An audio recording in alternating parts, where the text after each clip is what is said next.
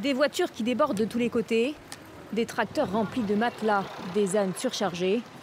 Ils reprennent le chemin de l'Exode, pour la majorité, à pied.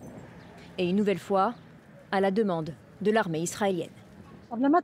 Nous en avons assez. Ils disent que nous sommes résilients. Nous ne sommes pas résilients. Nous mourrons sur cette terre. Qu'ils nous exterminent et qu'ils nous soulagent, nous sommes épuisés. Jusqu'à quand cela va-t-il continuer ? Et à cette question, le ministre israélien de la Défense répond en s'adressant directement aux Gazaouis. Habitants de Gaza, ceci est un dernier avertissement. Si tous les otages israéliens ne sont pas libérés et si le Hamas n'est pas complètement sorti de Gaza, Israël prendra des mesures d'une envergure jamais vue jusqu'à présent.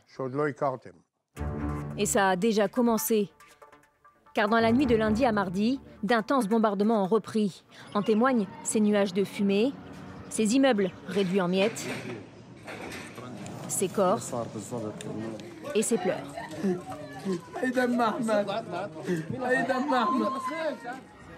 Et ce mercredi, l'armée israélienne publie ces images des soldats à nouveau dans la bande de Gaza pour des opérations terrestres ciblées dans le centre et dans le sud.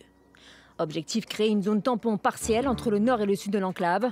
Ils disent même avoir progressé jusqu'au milieu du corridor de Netzarim, un no man's land qui coupait la bande de Gaza en deux avant le cessez-le-feu, mi-janvier. Un cessez-le-feu qu'Israël torpillerait selon le Hamas. Le mouvement islamiste affirme tout de même rester ouvert aux négociations indirectes avec Israël. De son côté, l'État hébreu, fort du soutien américain, dit ne pas avoir le choix pour assurer la libération des otages.